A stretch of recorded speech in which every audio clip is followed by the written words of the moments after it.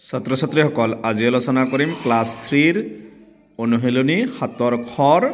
5 number প্ৰশ্নৰ পৰা 5 number প্ৰশ্ন কৈছে গণিতৰ এখন কিতাপৰ দাম 35.50 টকা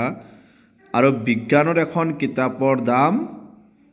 দিয়া আছে 32.75 টকা কিতাপ দুখন কিনিবলৈ তোমাক কিমান টকাৰ প্ৰয়োজন তাৰ মানে আমাক দিয়া আছে গণিতৰ কিতাপৰ দাম 35.50 টকা আৰু এটা দিয়া আছে কি বিজ্ঞানৰ কিতাপৰ দাম তে দুখন কিতাপ কিনিবলৈ আমাক কিমান টকা খৰচ হ'ব আমি এটো ওলাব লাগে গতিকে সবা প্ৰথমে আমাক দিয়া আছে গণিতৰ এখন কিতাপৰ দাম 35.50 টকা আৰু বিজ্ঞানৰ এনেকে তোমালকে বহাই লবা সো যেহেতু দুখন কিতাপ কিনিলে আমাৰ কিমান টকা খৰচ হ'ব আমি লিখি দিম তিকে দুই কিতাপ দুখন কিনিবলৈ কিতাপ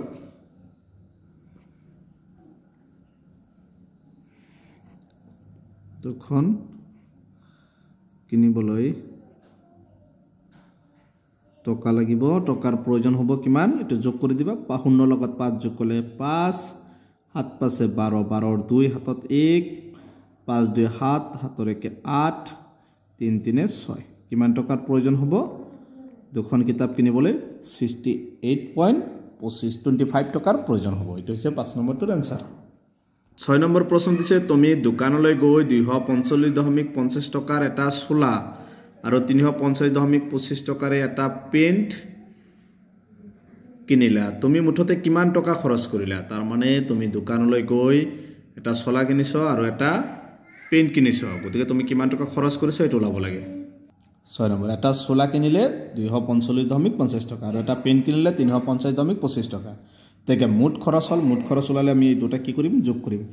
0 লগত 5 যোগ কৰিলে 5 5 2 7 দশমিক 5 ৰ লগত 0 যোগ কৰিলে 5 4 আৰু 5 যোগ কৰিলে 9 2 আৰু 3 যোগ কৰিলে 5 কিবা 595.75 টকা এটো হৈছে আমাৰ 6 নম্বৰটোৰ আনসাৰ একদম সহজ 7 নম্বৰ প্ৰশ্ন দিছে কমলে জানুৱাৰী মাহত 2100 টকা ফেব্ৰুৱাৰী মাহত 875 টকা আৰু মাৰ্চ মাহত 1250 টকা জমা কৰিলে কমলে তিনিটা মাহতে কিমান টকা জমা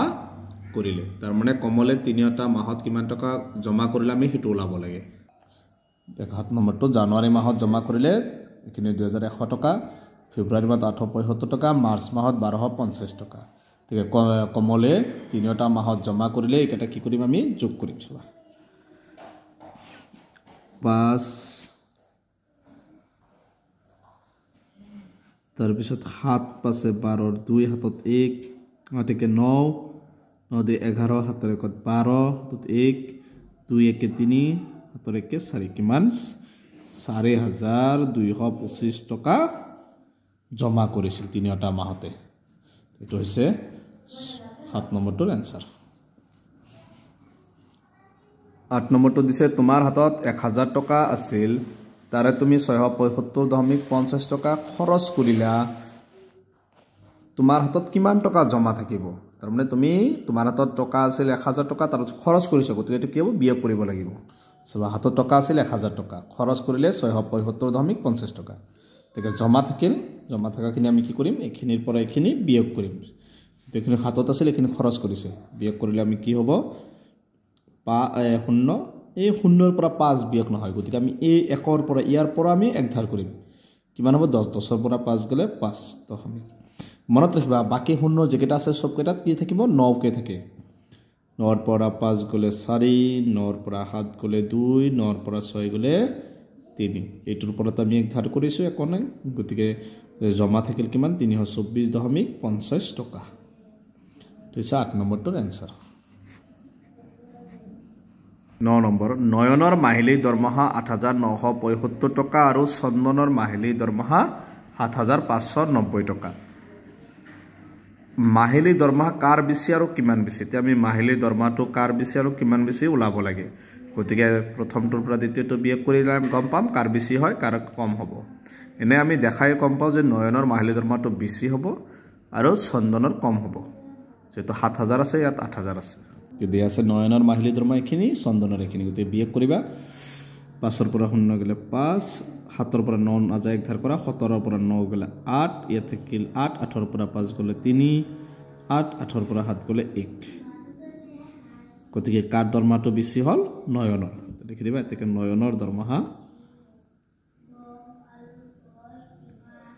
নয়নৰ দৰমহা 13,385 টকা বেছি কিন্তু নয়নৰ দৰমহাটো বেছি এইটো হৈছে 9 নম্বৰটোৰ এনসাৰ 10 নম্বৰত দিছে কবিতাই দেউতাকৰ লগত দোকানলৈ গ'ল কিতাপৰ দোকানত তেওঁলোকে 250 টকাৰ কিতাপ আৰু 125.75 টকাৰ বহি কিনিলে দেউতাকে দোকানীক 3খন 100 টকীয়া নোট আৰু 2খন 50 টকীয়া নোট দিলে দোকানীয়ে দেউতাকক কিমান টকা ঘূৰাই দিলে 10 নম্বৰত কিতাপ কিনিলে 250 টকা বহি কিনিলে 125.75 টকা মুঠ বস্তু কিনিলে চাবা মুঠ বস্তুখিনি যোগ কৰি দিবা 5 7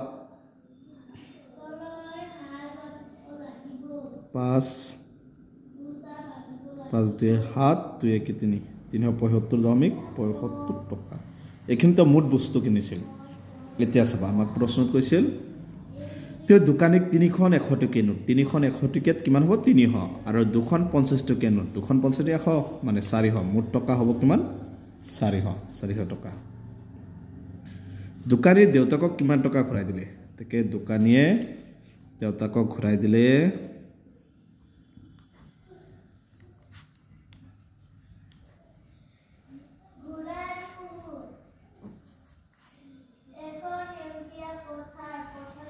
ঘূৰাই দিলে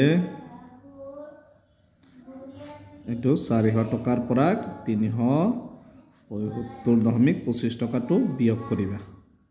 বিয়োগ কৰিলে কিমান হ'ব চাবা 375 টকা বিয়োগ কৰা ইয়াৰ পৰা এক ধাৰ কৰিবা 10 হ'ব 10 পৰা 5 গলে 5 বাকি শূন্য কেইটাত 9 কে থাকে 9 পৰা 7 গলে 2 9 পৰা 5 গলে 4 9 পৰা 7 গলে 2 ইয়াত থাকিল 3 3 পৰা 3 গলে 0 মানে 24.25 টকা ঘূৰাই দিলে এটো হৈছে আমাৰ 10 নম্বৰটোৰ আনসাৰ গতিকে আজিৰ ভিডিওটো এখিনি 7 নম্বৰ আটাইকেইটা লেসনৰ সমাধান কৰা হল তোমালোকে ভিডিওটো লাইক কৰিবা চেনেলটো সাবস্ক্ৰাইব কৰিবা থ্যাংক ইউ